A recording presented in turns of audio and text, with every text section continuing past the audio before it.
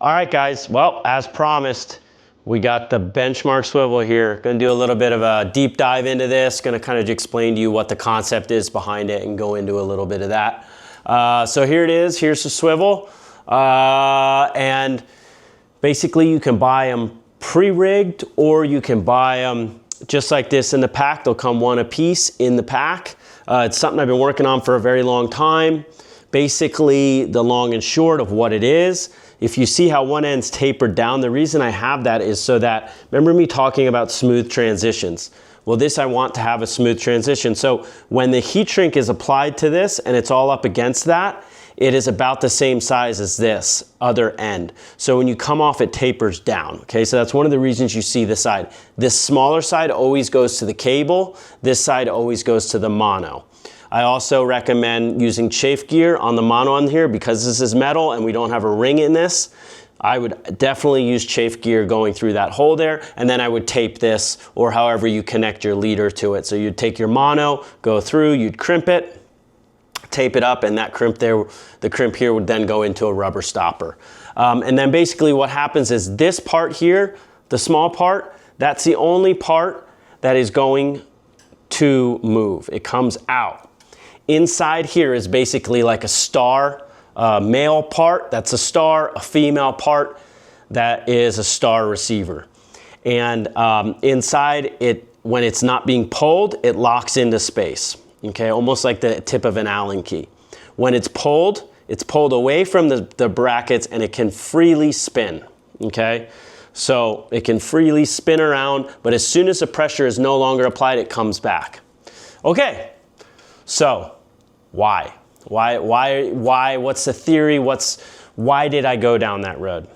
Now I'm going to do another video, which is going to be a lot longer, where I really go into the long form of actually how I came up with the concept, where I came up with the idea, and then my progression through it. But basically, to try and make this quick, is I wanted to come up with a better way of hooking fish and keeping them on. Okay, look, it's marlin fishing. You're not going to catch 100% of your fish on hooks. I don't care what anybody says. If they tell you anything different, they're straight up lying to you or they're just trying to sell you on something, okay? I don't care. Unless you're pitching that thing a bait with a circle hook, lure fishing is not 100%. But what we want to do is try and get as close to 100% as we can. And little tweaks like this make the big difference. And so what I found was happening was, you know, a lot of times you'll hook a blue marlin, right? And they do some crazy stuff, right? They're all over the place. They're jumping, they're moving, they're this, they're that. So you got to think about this. Here, follow me over here. So you got to think about,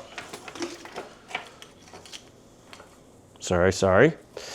You got to think about what's happening here, okay? Here's your fish, he's hooked, okay? Now he's jumping all over the place. Now, ideally, right, you have your lure on a rubber stopper, right? And it should slide up and go away. Doesn't always happen that way. Sometimes it stays in the rubber stopper.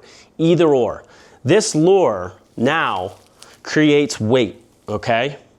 It's creating weight on this, okay? So as it's jumping and shaking its head, your hook is attached and it's basically doing this, okay? So say you've driven your hook and it's not all the way in, or even if it is in, and it's doing this as a fish is jumping, okay? Now on a small lure, it may not be that much movement back and forth, that much fulcrum. But when we start talking about bigger lures, and a lot of times we hook our biggest fish on big lures, not always, but a lot of times we do, you know, and when you start talking about, let me grab a big lure here for you.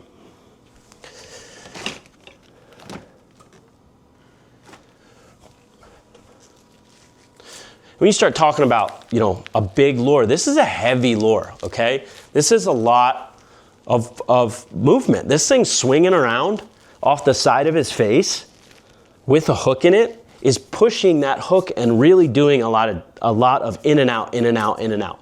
And sometimes you'll even see the fish will come up, he'll do a couple big head shakes, and you'll just see that hook pop off and fly out, okay?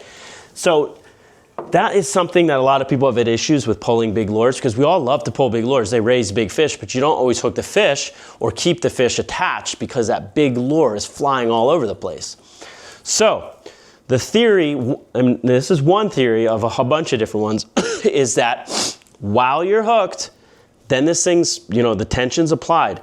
Now this lure can do whatever it wants, and this hook is just going to stay where it's gonna stay. So this can spin around. It'd be a lot easier if I had another person here that could hold that, but right now I'm filming this on my own. But it allows the lure to move around and do whatever it wants to do while it's under pressure, and the hook will stay like this.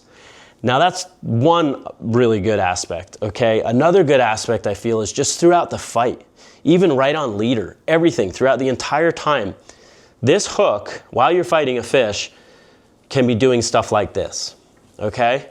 Now think about something. You got a hook on the side, you got a blue marlin, whatever, on the side of the boat. You wanna get the hook out. How do you get the hook out, right? You go over there and you go like this and you wiggle it. Back and forth, up and down, back and forth, and then you can start kind of working its way out. Well, while you're fighting a fish, you're doing the same thing because this hook is moving all over the place. Now, what you don't realize is you got all that leader, you got all that line in the water, you got this fish drastically moving, you got the weight of the lure, you got all this stuff, which is applying different pressures onto this hook, okay? Who knows where that line is? It may come up and be wrapped around something that where the fish is moving, it's moving the hook even more, creating more. End of the day, you know, the theory is simple, is that with this swivel, when the pressure is applied, that hook is not going to move, okay? It's going to stay, and let me get a better hook rig here. That one was slated here to be fixed. But, you know, basically what I'm saying is while you hook this fish, notice how I'm doing this and the hook is staying still. So the hook will stay still the whole time you're fighting that fish, as long as there's some pressure applied, right? Which you're gonna have pretty much enough pressure just with the line in the water to open that swivel up. So that's that kind of theory behind that. That I go in there, and that was one of the things. The other thing too is when you grab leader, if you got a long leader, a lot of times we grab leader, you get a couple wraps, fish kind of moves, does a head shake, pop, right? Well, think about it this way. When you're grabbing leader and you're taking your wraps, and the leader's turning like this, the hook is not moving. When you're taking your wraps, and the hook is in place on a regular rig, it's moving, okay? Under the swivel, the hook will just be staying in place as you're taking your wraps. Another thing, okay? And then, my final one, which actually sounds maybe to you guys until I explain it, maybe not that big of a deal, but it's actually huge, okay? So we've all talked about leaders having the coil always facing up, right? I've also talked in videos about having the coil slightly to one side or slightly to the other side to kind of steer the lure. Well, one of the other big aspects of steering a lure is using the hook as a rudder. Now I always kind of just talked about it, but I never really showed you guys how to do it because the only way I was doing it was through this system. The other way you can do it is you get toothpicks and you jam the tooth, you kind of turn where you want it to be and you jam the toothpicks in the one side. So you get the leader where you want it, you jam your toothpicks in, bam. Then you take your hook rig and you turn it to where you want it, put it in and jam the toothpicks in that side. So that's a pain in the ass. Every fish you have to change it. Plus, I never really liked the toothpick thing. It chafes up your leaders. They get wet and soggy. Sometimes they get stuck in that copper tubing or whatever you have in there. Anyways, this fail safe. This is a million times easier. Okay, so we got our lure, okay? We're gonna set it up. So this is a Neyama. So it doesn't usually favor a side. It's kind of like a bullet, okay? So this isn't as relevant, but I have this right here, so that's what I'm using. So pretend it's a cut-faced lure of some kind, right? Okay, got it kind of in a neutral position, leader up over the head like this, hook down, okay? We put it in the water and it's pulling in. Or it's not pulling in, but it's just kind of not pulling out. I want to get it out in the clean water. Okay, first thing I'm going to do is turn this leader a little bit to that side that I want it to go. So I'm going to lead it a little bit to that side. So I want it to go, if I'm looking back at my wake, I want it to go to the right. This is going to come up over that side of the head. Okay, just that little bit of a corner over the head. Okay, now, here's the thing. And this kind of is a secret.